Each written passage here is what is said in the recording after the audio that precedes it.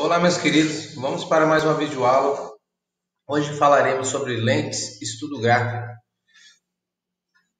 Falaremos de lente, então nós temos lente, utilizamos lentes em óculos, e essas lentes podem ser classificadas de acordo com o formato delas, em lente da pontinha fina, que eu vou chamar de borda fina, e também da pontinha grossa, que eu chamo de borda grossa, que seriam as lentes convergentes e lentes divergentes.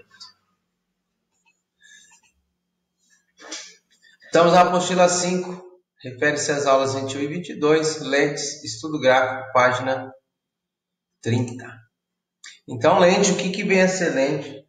Lente é a associação de dois dióptros, onde pelo menos um deles tem que ser esférico. Então, lentes, chama-se de lente esférica uma associação de dois dióptros, na qual um deles é necessariamente esférico, enquanto o outro pode ser esférico ou plano. Mas o que vem a ser o nosso dióptro? Então, dióptro é a superfície de separação de dois meios. Então, eu tenho essa região aqui, ó, esférica. Então, esse é o meu dióptro. Está separando quais são os meios? Meio ar do meio vidro. Eu também tenho aqui o dióptro plano. Esse meu dióptro está separando o meio vidro de um meio ar. E assim também no nosso exemplo aqui da direita. Bom, isso. Então, quais são os elementos da lente? Então, primeiramente, existe um eixo imaginário que divide a nossa lente em duas partes iguais. Tudo bem? Esse eixo é chamado de eixo principal. Nossa lente, o ponto de intersecção com o meu dióptro e esse eixo principal é chamado de vértice. Então, nós temos dois vértices. Um vértice do lado esquerdo, outro do lado direito. Eu também tenho o meu raio, o raio da lente é a distância do dióptro até um ponto que é chamado de centro. Então, vou ter o raio de curvatura da minha lente, vou ter o centro da minha lente. E também tenho a espessura. O que é a espessura? A distância entre os vértices é a minha espessura. E o índice de refração. Então, toda lente tem um índice de refração, é o que vai proporcionar o nosso fenômeno da refração. Bem? Então, a refração é devido ao índice de refração da nossa lente ser diferente do índice de refração do meio que a envolve. E também NM seria índice de refração do meio que envolve a nossa lente. Nomenclatura das lentes.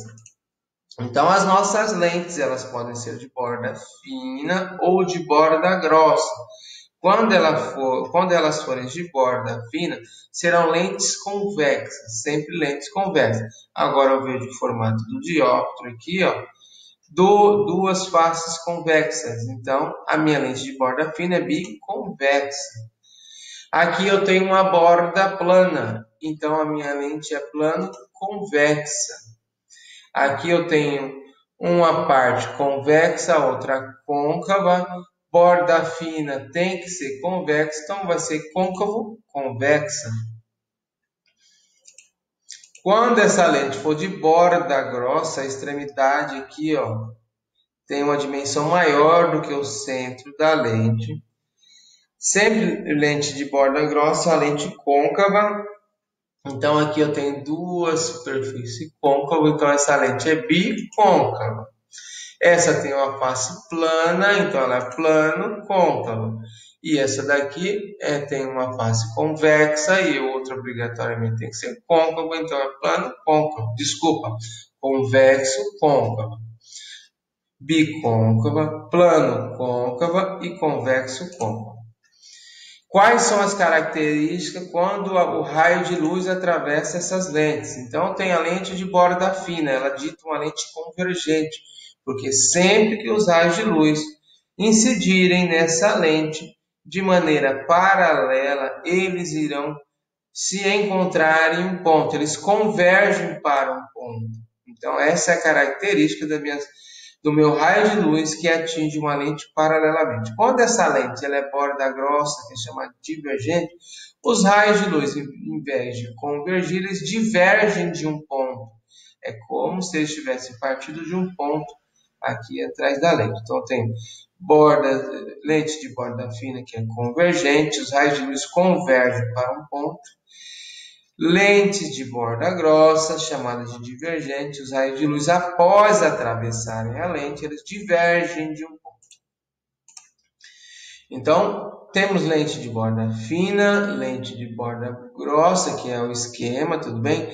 Todo o raio de luz que incide na nossa lente, passando pelo vértice ou centro óptico, ela atravessa a nossa lente como se não tivesse ocorrido a refração, tá bom? A refração ocorre porque, lembre-se, refração é a mudança da velocidade da propagação da luz. Então, aqui, embora a direção não tenha sido alterada quando atravessou a lente, mas obrigatoriamente no percurso durante o instante que a luz estava passando dentro da lente, dentro desse meio, houve uma variação de sua velocidade. Então, tanto de borda fina como de borda grossa, quando a luz incide a lente, passa tocando no vértice, ela atravessa essa lente sem desvio. Outro raio de luz. Se o raio de luz chega à lente passando pelo antiprincipal, ele vai atravessar essa lente, vai sofrer a refração e o raio de luz vai sair dessa lente passando pelo antiprincipal imagem. Então, eu tenho um antiprincipal objeto do meu lado esquerdo, antiprincipal imagem do lado direito de uma lente aqui, ó, de borda fina, convergente, e de uma lente de borda grossa, tudo inverte, tá bom? Então, tem um raio de luz que chega com o seu prolongamento, passando pelo antiprincipal objeto, então ele vai sair como se ele tivesse passado pelo antiprincipal imagem, tá bom? Então, sempre o antiprincipal objeto, foco objeto, de uma lente convergente e de uma lente divergente, eles estão posicionados diferentemente na lente. Se um está do lado esquerdo, o outro vai estar do lado direito, tá bom? E quem que sempre vai ser o lado esquerdo sempre vai ser o antiprincipal objeto ou foco objeto? Não, é da onde a luz vem. Se a luz viesse do meu lado direito aqui, ó, então teria aqui o antiprincipal objeto, foco objeto e do lado esquerdo da lente, foco imagem, antiprincipal imagem, a mesma coisa aqui, tá bom? Se a luz viesse do meu lado direito para o esquerdo, então aqui eu teria antiprincipal objeto, foco objeto e do outro lado imagem. Qual outro raio de luz nós temos? Se o raio de luz chega à lente paralelamente ao nosso eixo principal, obrigatoriamente, ele vai sofrer desvio e vai passar pelo ponto denominado foco imagem. Se o raio de luz passa pelo foco, chega paralelamente ao foco, ele atravessa a lente e vai passar pelo ponto denominado foco imagem. E na lente divergente, a mesma coisa. Se um raio de luz chega paralelo ao foco, paralelo ao eixo principal. Se ele chega paralelo ao eixo principal, ele vai sofrer o processo de refração e vai sair da lente como se ele tivesse passado pelo foco imagem. Então, se ele chega paralelo, ele sai passando pelo foco. Ele chega paralelo, ele sai passando pelo foco, ou o prolongamento dele passa pelo foco. No caso da lente divergente, o prolongamento passa pelo nosso foco imagem. E se o raio de luz incide nessa lente passando pelo foco, então só ocorre o processo de refração e esse raio de luz sai da lente paralelo ao eixo principal. Então, meu raio de luz numa lente divergente chega querendo passar pelo foco objeto, então sofre o fenômeno da refração e esse raio de luz sai paralelo ao meu eixo principal. Chegou passando pelo foco ou o prolongamento passando pelo foco, o raio de luz sai paralelo ao eixo principal. Chegou passando pelo foco, sai paralelo ao eixo principal. Agora vamos identificar a formação das imagens. Então, já sei que os elementos de uma lente, essa lente pela extremidade aqui, a simbologia aqui, eu identifico se ela é uma lente convergente ou divergente. Lente convergente tem borda fina, lente divergente tem a borda grossa. Então, o que acontece? Quais são os elementos? Anteprincipal objeto, foco objeto, vértice, foco imagem, anteprincipal imagem. Então, o que nós temos aqui? Para a identificação da formação da imagem, eu preciso, no mínimo, do cruzamento de 2 raios de luz. É o que nós vamos usar aqui, tá bom? Então, o primeiro raio de luz que nós vamos fazer aqui, ó, todo raio de luz que chega à minha lente paralelo ao eixo principal, sai dessa lente, atravessa essa lente e vai passar pelo foco imagem, um raio de luz. Agora eu vou traçar outro raio de luz. Por que só esse ponto? Nós realizamos esse processo para um ponto e depois nós, por analogia, complementamos a imagem, tá bom? No nosso caso agora aqui, um raio de luz que sai desse pontinho da lâmpada, da vela, sai desse pontinho da vela e passa pelo vértice, ele passa pelo vértice sem sofrer desvio. O que vai acontecer? Esses dois raios de luz, eles são paralelos, eles não vão se encontrar. Sempre que o raio de luz não se encontra, a nossa imagem ela é classificada como imprópria, porque o raio de luz não se cruzou ou se cruzou no infinito. Tá bom?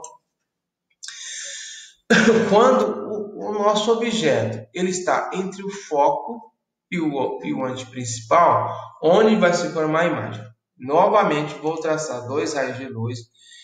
Então, tracei um raio de luz paralelo ao eixo principal. Então, ele sai passando pelo foco. Se esse raio de luz passou pelo vértice, atravessa sem desvio, agora aqui já tem cruzamento de raios de luz. A imagem irá se formar no cruzamento dos raios de luz. Então, aqui eu tenho a pontinha da minha vela e o restante da vela vai estar para cima. Quais as características dessa imagem? Sempre que a imagem é formada pelo cruzamento do raio de luz, eu tenho imagem real. Essa imagem está invertida, está de ponta cabeça. Então, essa imagem é invertida e verificamos que a imagem é maior que o objeto. Então, a imagem é maior que o objeto, ela é invertida, ela é real, porque onde se forma a imagem é em decorrência do cruzamento de raio de luz.